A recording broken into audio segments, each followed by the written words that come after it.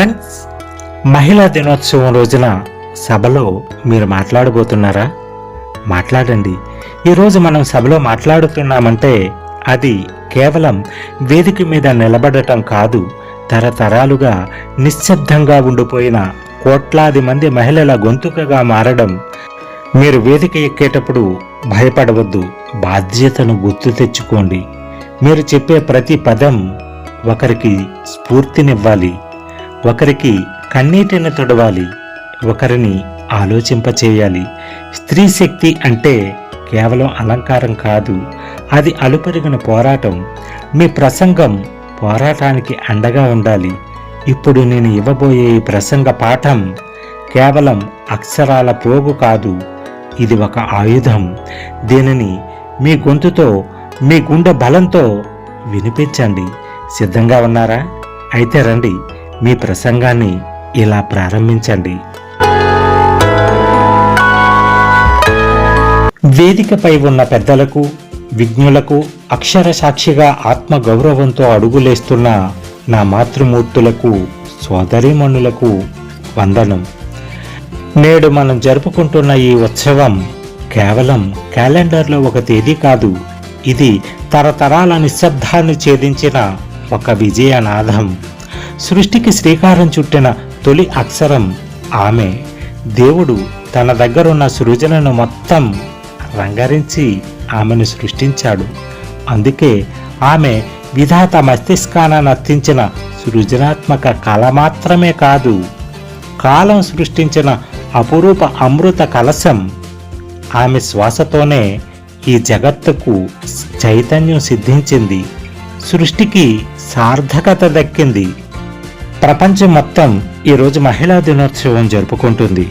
ఐక్యరాజ్య సమితి దీనిని అధికారికంగా గుర్తించినప్పటికీ స్త్రీ శక్తి గురించి మొదటి పాఠం మన సంస్కృతిలోనే రాసి ఉంది. యత్ర నార్యస్తు పూజ్యంతే రమంతే తత్ర దేవత అని మన ఋషులు పలికారు. మన వెనుకటి తరాల చరిత్రలో చూసిన స్త్రీ అనేది బలహీనతకు ప్రతీక కాదు, బలానికి పరాకాష్ట.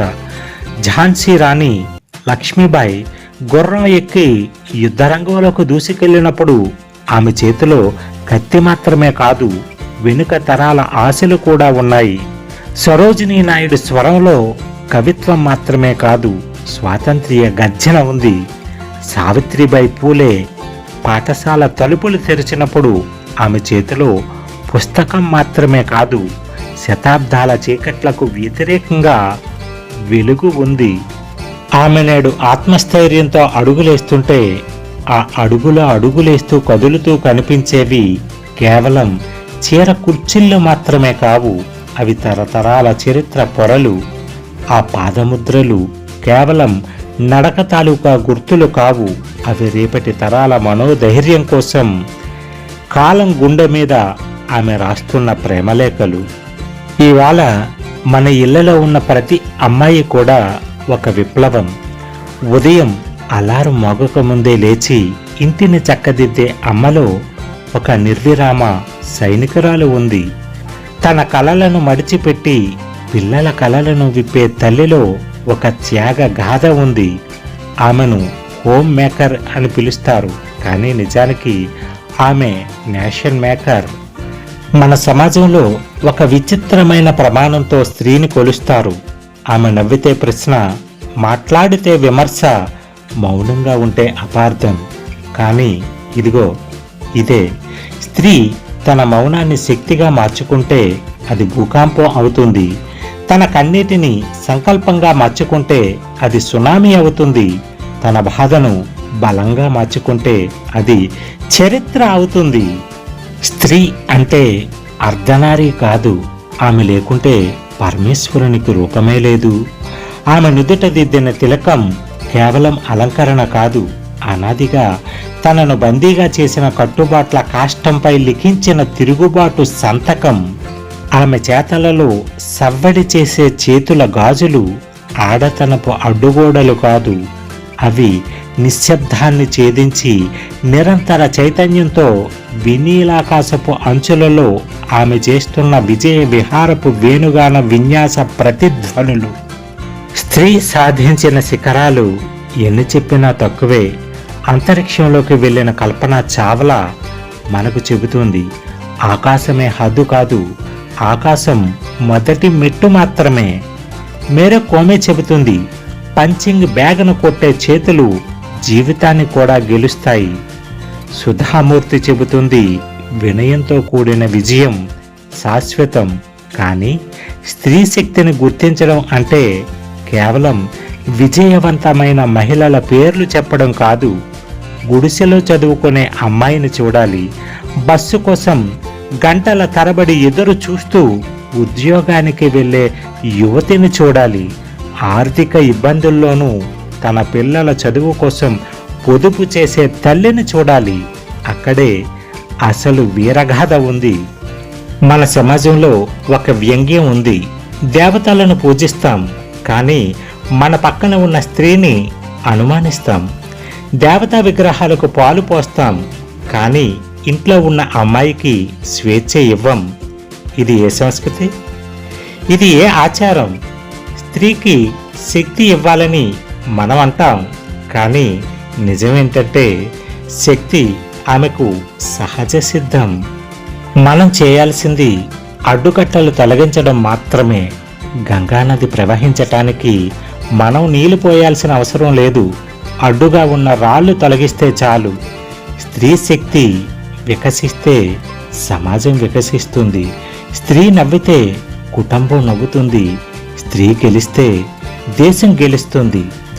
మహిళా దినోత్సవం సందర్భంగా మనం 3 సంకల్పాలు చేద్దాం. 1, మన ఇంట్లో అమ్మాయికి ఆత్మవిశ్వాసం నేర్పుదాం. 2, అబ్బాయికి గౌరవం నేర్పుదాం. 3, సమాజంలో స్త్రీపై వ్యంగ్యం వచ్చినప్పుడు మౌనం వహించకండి. మౌనం కూడా ఒక రకమైన సహకారం. ఆమె అంటే ఆరంభం, ఆమె అంటే ఆత్మగౌరవం, ఆమె అంటే అనంతం, ఆమె అంటే ఈ సృష్టికే చాలానంతటి మధురానందం. ఇక ఈ సభలో ఉన్న నా బుజ్జి తమ్ముళ్లకు చెల్లెళ్లకు నేను చెప్పే చివరి మాట ఒక్కటే, ఇది మీ జీవితాంతం గుర్తుంచుకోవాలి. మీరు కలెక్టర్లు, డాక్టర్లు కావచ్చు, లేదా అంతకు మించిన గొప్ప స్థాయికి వెళ్ళవచ్చు. కానీ మీరు పొందిన తొలి ప్రేమ అమ్మ అని మర్చిపోకండి. ఆడపిల్ల అంటే ఆడుకునే బొమ్మ కాదు, ఆమె అరచేతిలో అద్భుతాలు చేసే బ్రహ్మ. ఈ ప్రపంచంలో ఏ సైన్యం చేయలేని పనిని ఒక తల్లి దీవెన చేస్తుంది. మీ ఇంట్లో ఉన్న అమ్మను, అక్కను, చెల్లిని గౌరవించగలిగితే మీరు గగనమంత ఎత్తు ఎదుగుతారు. గుర్తుంచుకోండి, స్త్రీ అనేది ఉపాధి కాదు, ఉపమానం కాదు, ఉదాహరణ కాదు. ఆమె సృష్టి, ఆమె స్ఫూర్తి, ఆమె సమాజానికి శిరోమణి. ఆమె అంటే ఆమె మాత్రమే. ఈ ప్రసంగాన్ని అంతర్జాతీయ మహిళా దినోత్సవం సందర్భంగా మీ అందరికీ సమర్పిస్తున్నది మీ జీకే. ఫ్రెండ్స్, ఇది ఈరోజు వీడియో. ఈ వీడియో కనుక మీకు నచ్చినట్లయితే లైక్ చేయండి, మరింత నచ్చినట్లయితే మీ స్నేహితులకు షేర్ చేయండి, ఇంకా నచ్చినట్లయితే మన ఛానల్ని సబ్స్క్రైబ్ చేయండి. మీ అభిప్రాయాన్ని మాత్రం కామెంట్ చేయటం మర్చిపోకండి. ఫ్రెండ్స్, ఇది ఈరోజు వీడియో. మరో వీడియోతో మళ్ళీ కలుద్దాం. అంతవరకు సెలవు. నమస్తే.